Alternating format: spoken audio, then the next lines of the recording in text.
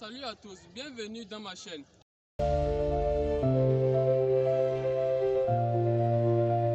Moi je m'appelle Dompe Franc Merveille, membre de l'équipe Alpha Challenge AI 2024. Nous allons travailler sur le Deep Learning pour la reconnaissance faciale.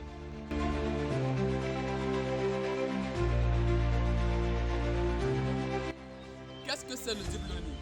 Le Deep Learning est un sous-domaine de l'intelligence artificielle qui se concentre sur l'apprentissage automatique des données hiérarchiques via un modèle prédéfini à la base qu'on appelle un modèle pré-entraîné.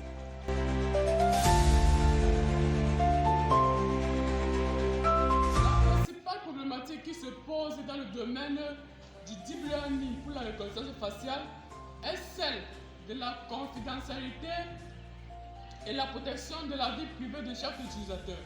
En effet, qu'est-ce qui se passe? Les utilisateurs de cette technologie soulèvent des problèmes d'ordre éthique et juridique en ce qui concerne la collecte, le stockage et l'utilisation des données biométriques des individus.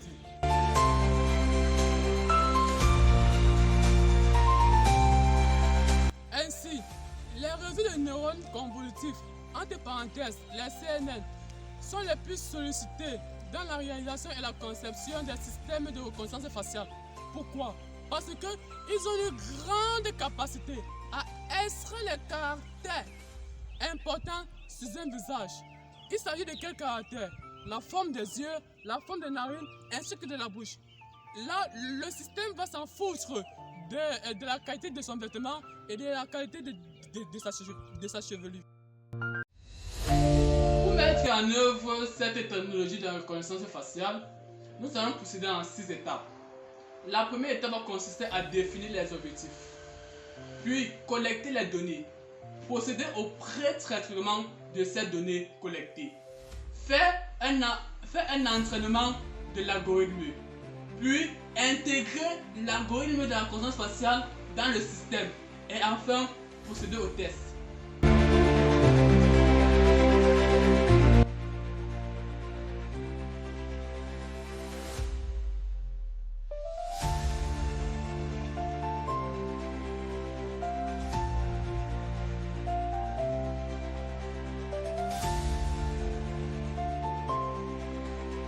Ok, procédons à la pratique. Nous sommes allés chez Kaggle à Google télécharger notre dataset.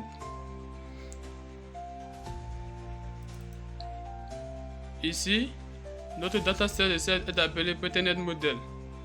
Nous allons directement ouvrir. Ici, nous avons utilisé Jupyter sur Python pour écrire notre code. Nous avons utilisé plusieurs bibliothèques à savoir CVD, dlib, pil.image, NumPy, la bibliothèque Imulti et plusieurs bibliothèques. Nous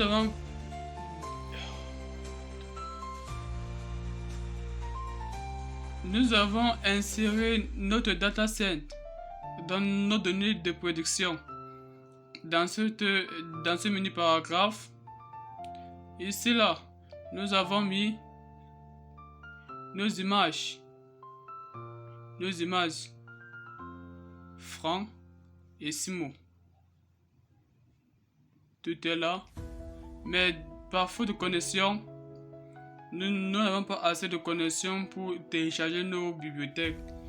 Le code est fonctionnel et il faut juste installer les bibliothèques pour que tout marche.